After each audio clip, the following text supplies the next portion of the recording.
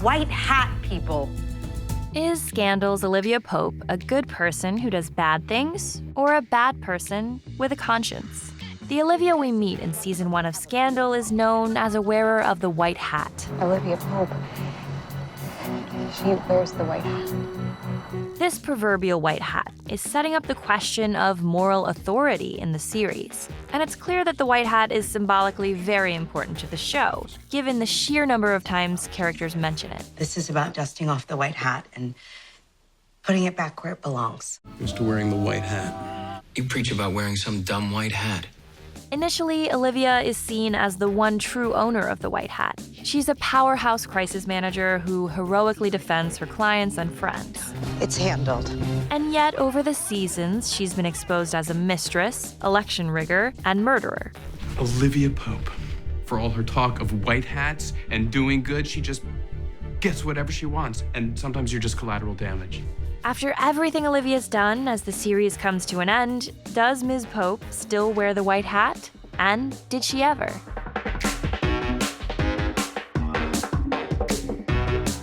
If there are no white hats, if everyone is evil, if the deck is always stacked, if everyone I love is a monster, if no one is worth saving, what's the point? Before we go on, if you're new here, be sure to subscribe and click the bell to get notified about all of our new videos.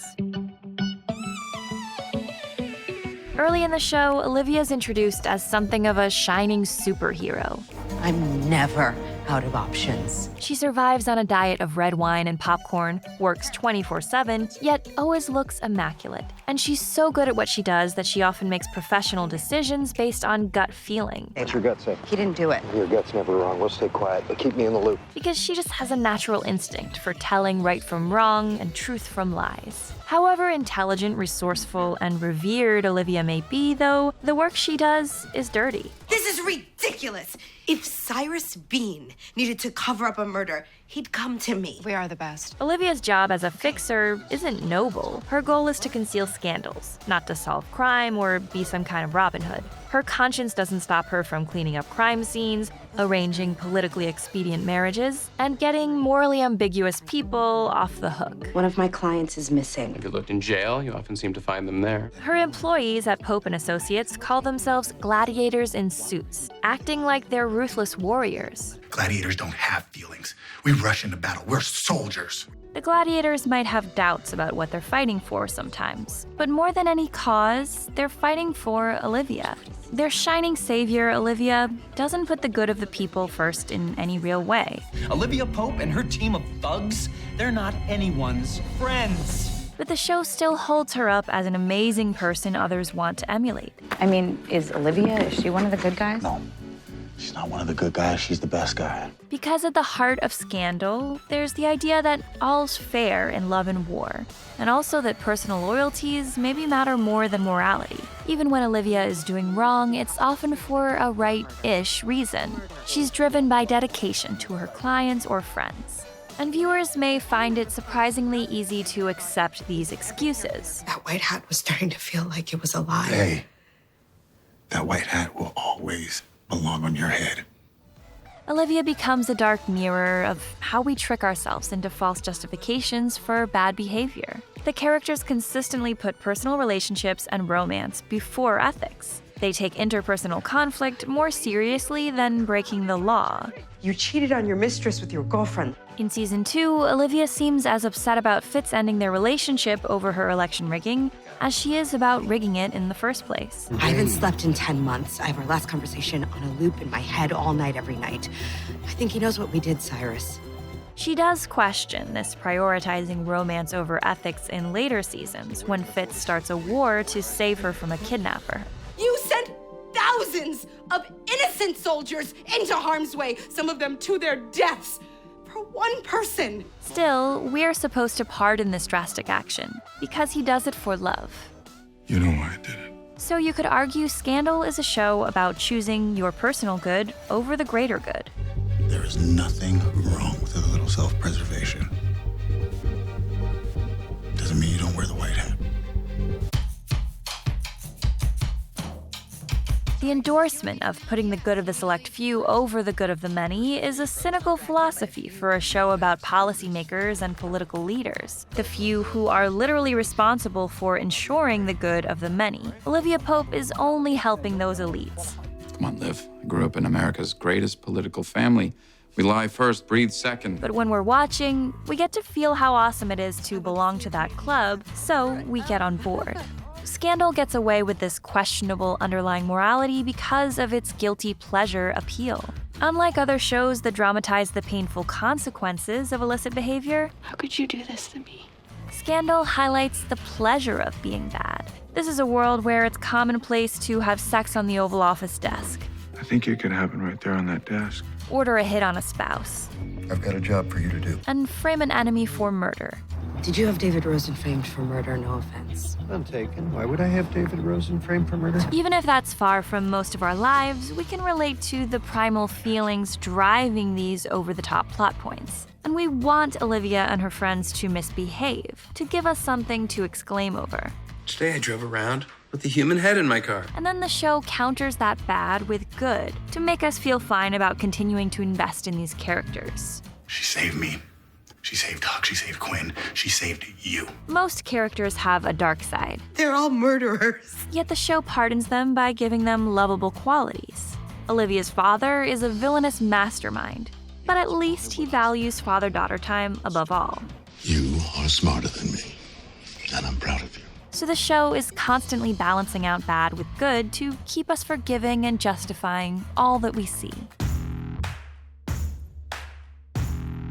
In the first few seasons, Olivia clashes with David Rosen over their opposing views of justice. I looked into his eyes and I believed him. That is why our judicial system isn't based on looking into people's eyes. David is a hapless do-gooder who believes in upholding the letter of the law. I uphold the Constitution of these United States. I am a knight for the people. I wear the white hat. But his way of doing things often backfires or doesn't get the results he wants. In the abstract, David may be more right, but Olivia's charisma tends to make us side with her. My white hat's bigger than your white hat. And over time, the show forces us to question whether David's procedural ways actually make things better. In a world that's so unjust to begin with, doing the right thing doesn't always mean playing it by the book. The government itself engages in illegal activity and runs a black ops agency, B613. But you can't just talk about wearing the white hat. You can't just fight the good fight. We live in the real world. So the twisted environment of Washington, D.C. demands a twisted heroine. Olivia understands how to function within this system in a way that David doesn't. Half my clients have your pay grade or higher, which means half my clients would happily intervene on my behalf and kick your ass in whatever special way their office allows, which is why I suggest Director Osborne, you leave my apartment immediately. When he finally agrees to keep quiet about the rigged election in exchange for a promotion, it's clear that David has come around to Olivia's way of thinking. David will be the new U.S. Attorney for the District of Columbia, where I expect he will continue to fight for justice. David, thank you. His gift of a literal white hat to Olivia affirms his new belief in her leadership. The white hat symbol here may seem ironic or perverse. Olivia has essentially persuaded David to sell out the greater good in exchange for personal gain. But David's choice comes as a relief to most viewers, who care about his friendship with the gladiators and don't want to see Olivia go down. Ultimately, we like Olivia so much that right is not our priority. You're here because you worship her, you want to be her. You think if you're near her, if you stand in her light, then you'll finally do stuff that matters. The political ladder was built to help the privileged few ascend to the top. The women and gay man who rigged the election are much smarter and more ambitious than Fitz, but it's still the straight white man who is president. I'm fairly short, and I'm not so pretty, and I really like having sex with men, so instead of being president of this land that I love, I get to be the guy behind the president of the United States. Olivia has always had to be resourceful and creative with what she has. Twice as good as them to get half what they have. So it becomes easy to excuse her and other characters for getting creative with the rules, because they wouldn't be able to advance otherwise. We admire Olivia's ability to rise in a system that was rigged against her, and we can't blame her that this system has always been rotten to the core. There is no justice on this one. The good guys lose and white hats burn. Since we're on the subject of white hats, Olivia's clothing over the seasons reflects the evolution of her morality. I'm talking about our friend crossing a line. I am talking about replacing the white hat with a black skull cap. In the first few seasons, her show-stopping white and neutral outfits mark her as a force for good. But as she veers toward moral crisis, her clothing color palette gets noticeably darker. Costume designer Lynn Paolo has said that Olivia's dark clothing in season 3 represents the state of her personal life, as she deals with family problems and Quinn absconding from Pope and Associates. When Olivia leaves Fitz midway through season 5, she starts wearing bright colors for the first time, indicating a completely new self and sense of independence. And by season 7, Paolo says Olivia is styled as the Dark Knight of the show. She's primarily dressed in black clothing, often with a more structured, sharp silhouette, because by this point she's fully transitioned to the dark side. Again and again, Olivia chooses power, desire, and personal bonds over doing the right thing. When did you stop gladiating and wearing the white hat and forcing us to risk everything because you felt something in your gut? And while she used to be tortured by difficult decisions, she now owns the dark side of her identity. In season 6, she forces Vice President Luna Vargas to commit suicide in front of her. You're going to die. Tonight.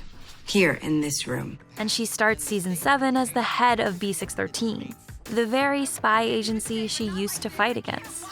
How does it feel to be the most powerful person in the world? Right.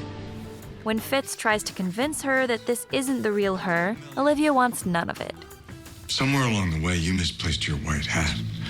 I've just handed it back to you. I see. So you think I've suddenly turned into some power-hungry boss bitch who thinks she can play and use the president like a pawn? Fitz, I've been doing that for years. And we have to consider whether Olivia's right about herself. Maybe she's not just lost. Her true self really is manipulative and cold-blooded. She's been unhatted, but maybe this is where Scandal was heading all along.